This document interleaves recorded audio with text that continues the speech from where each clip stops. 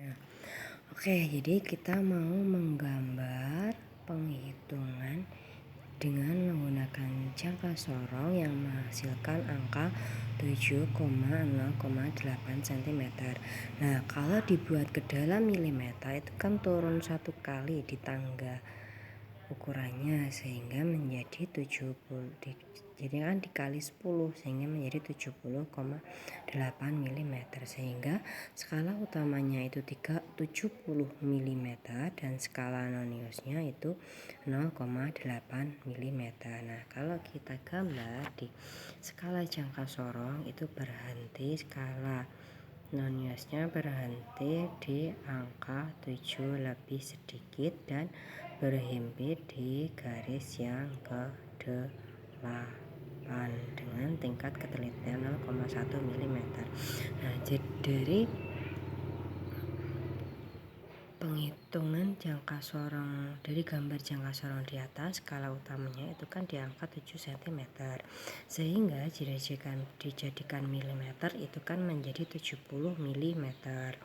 Sedangkan skala noniusnya berhimpit di angka 8, di baris yang ke-8 dengan tingkat ketelitian 0,1 mm, sehingga 8 dikali 0,1 mm menjadi 0,8 mm, sehingga totalnya skala utamanya 70 mm ditambah skala noniusnya 0,8 mm menjadi 70,8 mm.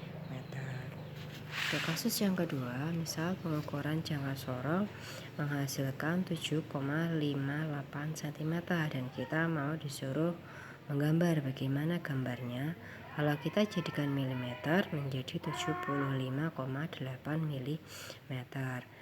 Dari angka di atas diprediksi bahwa skala utamanya itu 75 mm dan skala noniusnya itu 0,8 mm. Jika kita gambar, maka angka 0 di skala nonius itu berhenti di angka 7,5 dan skala noniusnya berhimpit pada baris yang ke-8 dengan tingkat ketelitian 0,1 mm.